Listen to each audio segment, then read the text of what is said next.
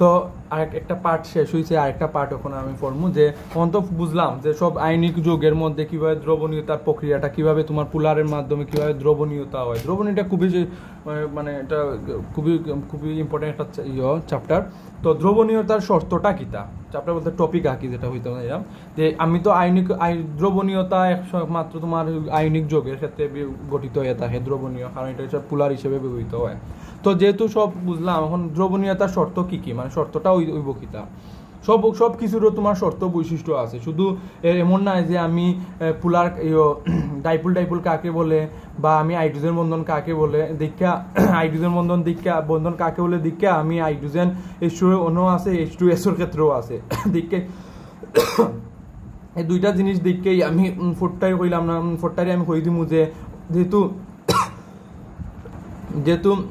পানির ক্ষেত্রে H2 এর ক্ষেত্রে হাইড্রোজেন আছে, H2S এর ক্ষেত্রে হাইড্রোজেন আছে, অবশ্যই তোমার দুইটার মধ্যে একটা তোমার কিন্তু হাইড্রোজেন বন্ধন হইব, অপরটা তোমার হাইড্রোজেন বন্ধন হইতো না, কারণ পুলার না, পুলার হিসেবে ব্যবহৃত হয় না।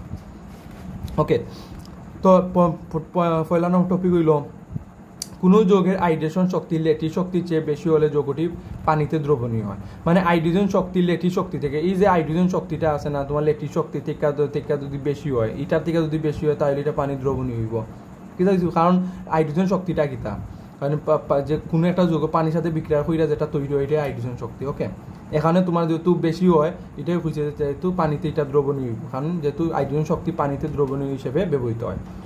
কোনো যৌগের হাইড্রেশন শক্তি ল্যাটিস শক্তির চেয়ে কম হলে যৌগটি পানিতে অদ্রবণীয় হয়। কিতা কইছে, কোনো যৌগের হাইড্রেশন শক্তি যদি ল্যাটিস শক্তির চেয়ে কম হয়, মানে এই ল্যাটিস শক্তি থেকে যদি কম হয় তাহলে যৌগটি মানে অদ্রবণীয় হইব। অর্থাৎ ল্যাটিস শক্তি যদি বেশি হয়, এক কথায় যেটা সংক্ষেপে কনক্লুশন যেটা আমি কই, ল্যাটিস শক্তি যেটা যদি বেশি হয় তাহলে তোমার এটা পানিতে দ্রবণীয় হইতো না, অদ্রবণীয় হিসেবে থাকবো। ওকে, তো কঠিন অবস্থায় আয়নিক যৌগের মধ্যে কোনো আয়ন উৎপন্ন হয় না, মানে কঠিন অবস্থায়, এটা তো আমরা জানি কঠিন অবস্থায় কোনো সময় হয় না, কিন্তু গলিত যেটা দ্রবীভূত এটা তরল হিসেবে থাকে, আয়নিক ধাতুর অংশ হিসেবে অর্থাৎ ক্যাটায়ন হিসেবে এবং অধাতু অংশ এনায়ন হিসেবে গঠিত হয়। ক্যাটায়ন যেটা ধনাত্মক, এনায়ন যেটা ঋণাত্মক, আমরা আগে জানি, ঠিক আছে। আর এই ক্যাটায়ন ও এনায়নের মধ্যে দিয়ে যেটা সহজে ইলেকট্রন প্রবাহিত হয়, ঠিক আছে। এই যে ক্যাটায়ন ধনাত্মক এবং ঋণাত্মকের মধ্যে এই যে একের উপরের সাথে যেটা হয় আদান প্রদান হয় ইলেকট্রন, ঠিক আছে। এই যে ইলেকট্রনটা আদান প্রদান হয়, মানে মহব্বত যেটা তৈরি হয় হতে পারে। আর এই আমরা জানি যে ইলেকট্রন প্রবাহকে তড়িৎ প্রবাহ বলে, ঠিক আছে। আমরা তড়িৎ প্রবাহ যদি আমরা ফুইরা থাকি যে ইলেকট্রন যে প্রবাহটা, এইটাই তোমার তড়িৎ প্রবাহ বলে। অর্থাৎ আয়নিক যৌগসমূহ গলিত বা দ্রবীভূত অবস্থায় পরিবহন করে। ওকে, তো কোয়েশ্চন হইতে পারে যে আয়নিক যৌগসমূহ গলিত বা দ্রবীভূত অবস্থায় পরিবহন করে কেন। তে তুমি এই যে অংশটা দিবাই, কঠিন অবস্থায় যৌগের কোনো আয়ন, এই যে অন্তিকা অতটুকু পর্যন্ত তুমি দিলেই ভাই 2 মার্কের লাগে আর কি, ঠিক আছে। তো ওকে, আয়নিক যৌগসমূহ কেলাস বা স্ফটিক আকৃতির হয়। বারবার মনে হয় যৌগসমূহ কেলাস বা স্ফটিক, ও যে কেলাস দিয়ে আমি কীভাবে কেলাস স্ফটিক, ওই যে কেলাস আগে আমি দেখাই, এই যে প্লাস মাইনাস এবার ওই যে প্লাস পরে এরকম মাইনাস এরকম আঁকি, এরকম এই যে অংশটা গঠিত এটা তোমার কেলাস হয় বা স্ফটিক আকৃতি হয়। এখন শেষ, এখন হইল কেলাস বা স্ফটিকটা কিতা। কোনো যৌগের নির্দিষ্ট ত্রিমাত্রিক ঘটনাকে অর্থাৎ সুনির্দিষ্ট জ্যামিতিক আকৃতির কেলাস বা স্ফটিক। দেখো না, এটা দেখতে একটা জ্যামিতিক আকৃতির মতন দেখায় না, অত জ্যামিতিক আকৃতি। এই যে তোমার এই যে কেলাস বা স্ফটিক কিভাবে গঠিত, এই যে প্লাস মাইনাস জিনিসটা হচ্ছে মাইনাসের মাইনাস, অর্থাৎ মাইনাস একটা মাইনাস সাথে আরেকটা মাইনাস গেছে, আরেকটা মাইনাস গেছে, প্লাস একটা প্লাস আরেকটা প্লাসের সাথে গেছে, আরেকটা প্লাসের সাথে গিয়ে যে তোমার একটা জ্যামিতিক আকৃতি যেটা তৈরি করছে, ঠিক আছে। এই যে জ্যামিতিক আকৃতিটা তৈরি করছে না, ত্রিকোণের মধ্যে ত্রিকোণ 1 2 3 4 চারটা, অর্থাৎ ঠিক আছে চারটা তোমার সৃষ্টি করছে বা ত্রিমাত্রিক ঘটনা যেটা হয়, এই অংশটাই তোমার কেলাস বা স্ফটিক বলে। কি তা কেলাস বা স্ফটিক বলে, এই অংশটাই তোমার কেলাস বা স্ফটিক বলে। অর্থাৎ আয়নিক যৌগসমূহ বিপরীতধর্মী আদান দ্বারা, তো বিপরীতধর্মী বলতে কি তা ধনাত্মক এবং ঋণাত্মক দ্বারা পরিবেষ্টিত থাকার কারণে আয়নিক যৌগের মধ্যে সুনির্দিষ্ট জ্যামিতিক আকৃতি গঠিত হয়। কি তার সুনির্দিষ্ট জ্যামিতিক আকৃতি গঠিত হয় বা তৈরি হয়। আমরা জানি কোনো যোগে সুনির্দিষ্ট জ্যামিতিক আকৃতিকে স্ফটিকতে জ্যামিতিক আকৃতি এটা আছে না মাইনাসে মাইনাস সাথে যেটা গঠিত হয়েছে জ্যামিতিক আকৃতি যেটা গঠন করছে স্ফটিক কেলাসের ক্ষেত্রে যেটা গঠিত হয় তাকে স্ফটিক বা কেলাস হয়, যার কারণে আইনিক যৌগসমূহ স্ফটিক বা কেলাস আকৃতি হয়। সবসময় মনে রাখবে যে আইনিক যৌগসমূহ নট সন্নিবেশ সমযোজী যৌগ নয়, সমযোজী বন্ধনও নয়, সমযোজী যৌগ নয়, শুধু আইনিক যৌগের ক্ষেত্রে তোমার স্ফটিক বা কেলাস হয়। যদি কয় যে আইনিক যৌগসমূহ কেন কেলাস বা স্ফটিক হয় ব্যাখ্যা করো, এই অংশটা দিবায়, ঠিক আছে? বা এটা হয় আবার কয় যদি কেলাস বা স্ফটিক কাকে বলে ব্যাখ্যা করো, এটাও দিবায়, ঠিক আছে? 2 মার্কের লাগি জিনিসটা এগুলা খুবই ইম্পর্টেন্ট, বা কাকে বলে জিনিসটাও লাগে ইম্পর্টেন্ট, কেলাস কাকে বলে, ওকে, স্ফটিক কাকে, বা কেলাস না দেখব স্ফটিক কাকে বলে, ঠিক আছে? একটু ঘুরে দিব, ওকে। লাস্টে তুমি 2 মার্কও দিয়ে লাস্টে এভাবে দিয়া তুমি জ্যামিতিক আকৃতির দিয়ে দেখাইয়া লাস্টে কইবা স্ফটিক বা কেলাস এটা, ওকে।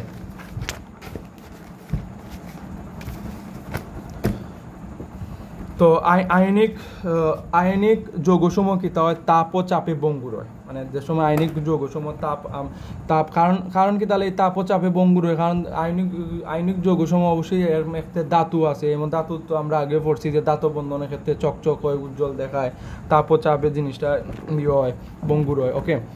তো আমরা জানি এই টপিকটা একটু মনে রাখবা যে তাপ ও চাপে জিনিসটা যৌগসমূহ এটাও একটা বৈশিষ্ট্য আয়নিক যৌগসমূহ। আমরা জানি আয়নিক যৌগসমূহ স্তর আকারে থাকে, যে স্তর বলতে গেলে তাদের প্লাস মাইনাস এক একটা স্তর হিসেবে আছে না, এই যে প্লাস মাইনাস একটা স্তর হিসেবে আছে। তা এতে তাপ চাপ প্রয়োগ করলে স্তরের স্থানচ্যুতি ঘটে। অবশ্যই বাইরে থেকে তুমি যদি আঘাত করো, সাপোজ ধরো তুমি নর্মাল আসো, ঠিক আছে, কেউ বাইরে থেকে তোমার অ্যাটাক করছে, তুমি এটা আগের লাগান সিম থাকবে না, অবশ্যই তোমার কেউ আছে, কেউ যদি মাথা ফাটাইব, কেউ গাত বাড়ি মারবো, একটা আছে না একটা তোমার আঘাত করবো, ঠিক আছে? এই আঘাতের ফলে অবশ্যই তোমার যে তোমার মানে তোমার পার্সোনালিটি বা তোমার যে ক্যাটাগরি যেটা শরীরের বা পার্সোনালিটিটা চেঞ্জ হইব। সেম যদি তাপ চাপ যদি প্রয়োগ করা হয়, অবশ্যই তোমার এইটার স্থানচ্যুতি করবো, অর্থাৎ এটা আলাদা হয়ে যাবো কি। ফলে সমধর্মী আধান সময় পরস্পরের নিকটে আসে, ফলে কিতা হয় যে এটা টপিক যেহেতু আগে তো প্লাস মাইনাস একসাথে আছে না, একসাথে তো আছে যে কেলাস গঠন করছে, কিন্তু দেখা গেছে যে বাইরে থেকে যদি তুমি আঘাত করি, চাপ যদি দেই, ঠিক আছে, বা যদি আমি আঘাত আনি, তাহলে দেখা গেছে যে এই যে চাপের ক্ষেত্রে বা আঘাতের ক্ষেত্রে যে এই যে ধনাত্মকটা এবং সেম চার্জের যে অংশটা, যেমন ধনাত্মক চার্জ এবং ঋণাত্মক চার্জটা তাদের কি তৈব পরস্পরের নিকটে, মানে সমধর্মী পরস্পরের নিকটে আসবে। অর্থাৎ আগে তো প্লাস মাইনাস আসলো, এখন হইব প্লাস মাইনাস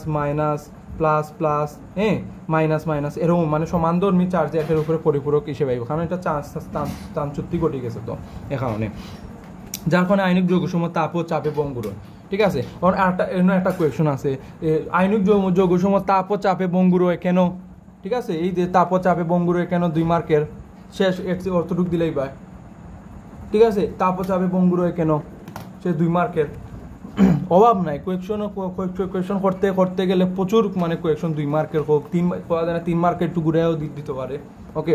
তো কিতাতে এভাবেই তোমার আগে প্লাস মাইনাস আসলো, পরে স্থানচ্যুতির হওয়ার কারণে সমধর্মী প্লাস মাইনাস এটা গঠিত হয়ে গেছে। নোটটা কইরা রাখো যে সমযোজী যৌগের বৈশিষ্ট্য আইনি যৌগের বিপরীত হয়, ঠিক আছে, বা সমযোজী যৌগের বৈশিষ্ট্য আইনি যৌগের বিপরীত হয়, এটা জিনিসটা মনে রাখবা যে সমযোজী যৌগের যে বৈশিষ্ট্যগুলো আইনি যৌগের সবসময় বিপরীত দিব। কিন্তু আরেকটা কোয়েশনটা হইলো যে কখন সমযোজী যৌগের মধ্যে আইনিক যৌগের বৈশিষ্ট্য থাকে, এটা তো আমরা তো জানি যে সমযোজী যৌগের বৈশিষ্ট্য আইনিক যৌগের বিপরীত হইব, সবসময় উল্টা হইব। কিন্তু আরেকটা টপিক আছে যে আমরা তো জানি যে দুইটার মুখ দেখতে চায় না, দুইটা বিপরীত ধর্ম পালন করে, দুইটা কাজ করে, কিন্তু কোন সময় যে সমযোজী যৌগটা আইনিক যৌগের যে বৈশিষ্ট্য হিসেবে তোমার থাকবো বা কাজ করবো। যেমন ধরো যে সকল সমযোজী যৌগ পুলার, এই সকল সমযোজী যৌগের মধ্যে আইনি যৌগ বৈশিষ্ট্য থাকবে। এটা হইল গিয়ে এখন মেইন পয়েন্ট, যে আমরা তো এমনিও জানি যে সমযোজী যৌগ পুলার যৌগ দুইটা আলাদা বিপরীত গঠিত হয়, বৈশিষ্ট্য গঠিত হয় না। কিন্তু কোনো ক্ষেত্রে দেখা গেছে যে সমযোজী যৌগ যদি পুলার হয়, আর আমরা জানি আইনিক যৌগ অবশ্যই পুলার, ঠিক আছে, পুলার হিসেবে থাকে এবং দ্রবণীয় হিসেবে থাকে। তো দেখা গেছে যে কোনো যৌগের ক্ষেত্রে যদি সমযোজী যৌগটা হয়, এখন দেখা গেছে যে এটা যদি তোমার হাইড্রোজেন বন্ধন দ্বারা হয় এবং পুলার হয়, এবং এটা যদি পুলার হয়, তাহলে কিতা করবো যে এই সমযোজী যৌগটা তোমার আইনিক যৌগ এটা মানে বৈশিষ্ট্য হিসেবে কাজ করবো, ঠিক আছে পারবো, মানে এটা আইনিক যৌগ, এটা বৈশিষ্ট্য হিসেবে থাকবে। অর্থাৎ যে সকল সময় যৌগের তরিণাত্মকতার পার্থক্য, যে তরিণাত্মকতা আছে না, আগে যে আমি দিছিলাম পয়েন্ট, যে পার্থক্য যত বেশি হবে সেই সকল সমযোজী যৌগের মধ্যে তত বেশি আইনিক যৌগ বেশি থাকবে। অর্থাৎ তরিণাত্মকতা যতটুকু হইব আই রেঞ্জে, যতটুকু তোমার যাইতে পারে যৌগের মধ্যে 9 সামথিং বা এরকম যারা আছে না, ততটুকু তোমার আইনিক যৌগটা তোমার বেশি থাকবে, অর্থাৎ ততটুকু তোমার আইনিক যৌগ গঠিত হইব। যেমন উদাহরণ হাইড্রোজেন ক্লোরাইড, হাইড্রোজেন ক্লোরাইড এবং হাইড্রোজেন ফায়ারানাইট যেটা আছে, ফসফরাস তো পি আছে, হাইড্রোজেন ফায়ারানাইট এইচএফ যেটা হয়, এর মধ্যে এইচএফ এর তরিণাত্মকতা পার্থক্য বেশি।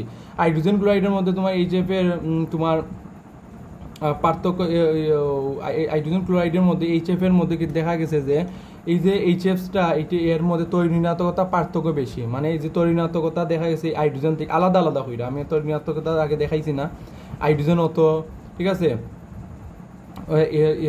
ফ্লোরিনের অত, ঠিক আছে, হাইড্রোজেন ফ্লোরিন যেটা হাইড্রোজেন অত ফ্লোরিনের অত,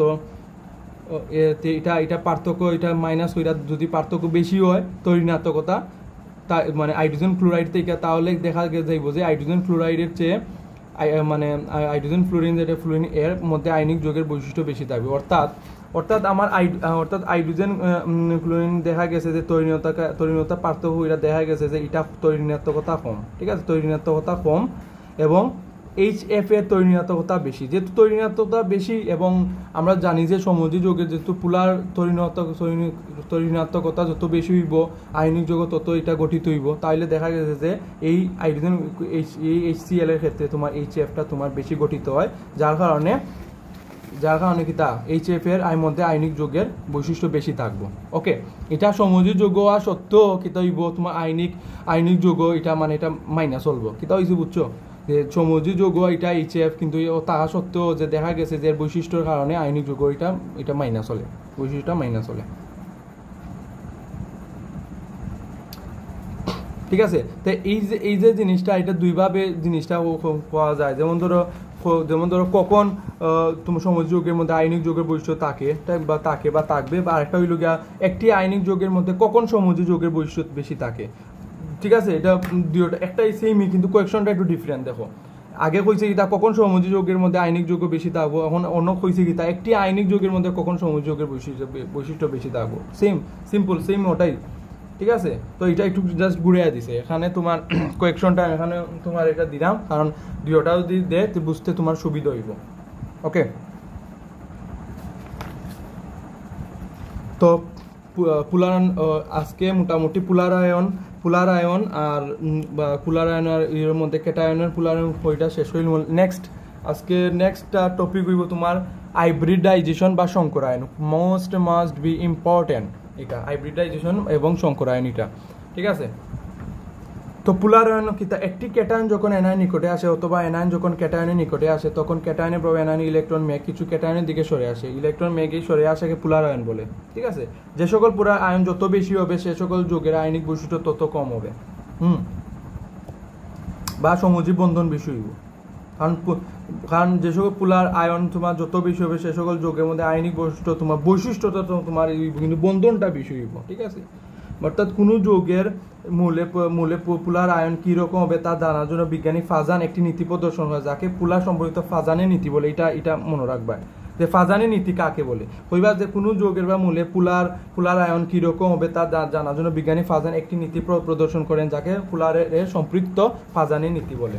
ওকে, যে এই নীতিটা কিতা এই অংশটা ওটা লেখার পরে হইবা যে ফাজানের নীতি কাকে বলে, এই অংশটা হওয়ার পরে তুমি এই টপিকটা লিখবা, মানে এই টপিকটা এই অতটুকু, যে ক্যাটায়নের আকার যত ছোট হবে অথবা আয়নের আকার যত বড় হবে, অর্থাৎ ক্যাটায়ন তো ধনাত্মক এনায়ন ঋণাত্মক, অর্থাৎ আকার যত ছোট হইব, ধনাত্মক যত ছোট হইব, এনায়ন আকার যত ঋণাত্মক যত বড় হইব, ওই মূলে পুলারায়ন তত বেশি হইব। অবশ্যই মাইনাসটা, অর্থাৎ পুলারায়ন তো ঋণাত্মক আদান প্রদানের ক্ষেত্রে ইলেকট্রন যেটা বিদ্যুৎ আকর্ষণ বল কাজ করে, অর্থাৎ ঋণাত্মকটা বেশি তোমার এটা গঠিত হইব। কারণ আমরা জানি প্লাসে মাইনাসে কিতা মাইনাস, পুলারায়নটা বেশি হইব। ক্যাটায়নের এবং এনায়নের চার্জ যত বেশি হবে পুলার আয়ন তত বেশি হইব। অবশ্যই ক্যাটায়নের এবং এনায়নের মধ্যে যত চার্জ যত বেশি থাকবো তত তোমার পুলার আয়ন বেশি থাকবে, অর্থাৎ যত যাইতে পারে, যত তোমার উপরে উঠতে পারে। ওকে, লাস্টে একটা টপিক হলো যে সকল সমযোজী যৌগ অপুলার ও বিশুদ্ধ তাদের মধ্যে আয়নিক যৌগের বিপরীত বৈশিষ্ট্য থাকবে। আমরা আগে তো আমরা ফিরে আইছি যে সমযোজী যোগের মধ্যে আইনিক যোগের বৈশিষ্ট্যটা কী তা, কিন্তু পুলারের ক্ষেত্রে ঠিক আছে, পুলার হইলে তোমার আইনিক যোগ বৈশিষ্ট্যটা গঠিত হইব, কিন্তু যদি সমযোজী যোগটা যদি অপুলার হয় এবং বিশুদ্ধ হয়, তাদের মধ্যে কিন্তু তোমার আইনিক যোগের বিপরীত বৈশিষ্ট্য থাকে, মানে আইনিক যোগ গঠিত হইতো না, বা বিপরীত মানে এটা বৈশিষ্ট্যটা খাস করবো বা শর্তটা মাইনা চলবো। আবার অপর দিকে যে সকল সমযোজী যোগ পুলার, তাদের মধ্যে সমযোজী যোগ পুলার এদের সমযোজী হওয়া সত্ত্বেও আইনিক যোগের বৈশিষ্ট্য থাকবে। তো সেম এটা বুঝাইতে চাইছে যে এটা বুঝাইতে চাইছে যে সমযোজী যোগর তো পুলারের ক্ষেত্রে তোমার আইনিক বৈশিষ্ট্য মাইনা চলে, আইনিক যোগর বৈশিষ্ট্য মাইনা চলে, কিন্তু অপুলার ও বিশুদ্ধর ক্ষেত্রে সমযোজী যোগ যেগুলো থাকবো অপুলার বিশুদ্ধ ক্ষেত্রে এটা আইনিক যোগ এটা মানত না, অর্থাৎ বিপরীত বৈশিষ্ট্যটা পালন করব, এটাই দ্যাটস ইট। ঠিক আছে, তো নেক্সট ক্লাস খুবই ভেরি ইম্পর্টেন্ট, অতটুক যে এইগুলা শিক্ষার এক দ্রবণীয়তা শর্ত বাদ বাকিটা এগুলো শিক্ষা রাখবা কাকে বলে 2 মার্কে লাগে, খুবই ইম্পর্টেন্ট, এমসিকিউ লাগে খুবই ইম্পর্টেন্ট। এবং নেক্সট হইল গিয়া তোমার এটা অতটুক দিয়া আমি কালকেই হইলো নেক্সট হইল গিয়া সংকরায়ন বা হাইব্রিডাইজেশন, খুবই ইম্পর্টেন্ট। এটা হইল গিয়া তোমার এখন শুধু আর থিওরিক্যাল যেটুকু করার দরকার করে লিছি মোটামুটি, আর থিওরিক্যাল করতাম না, জাস্ট এখন তোমার যে ইলেকট্রন বিন্যাস মাধ্যমে কিভাবে সংকরিত অরবিটাল হয় বা তোমার কিভাবে তোমার ওদের সংকরের বন্ধন গঠিত হয় বা আকার কিভাবে গঠিত হয়, এটা আমরা নেক্সট এটা পড়বো। খুবই ইম্পর্টেন্ট সংকরায়ন বা হাইব্রিডাইজেশন। ওকে, টাটা।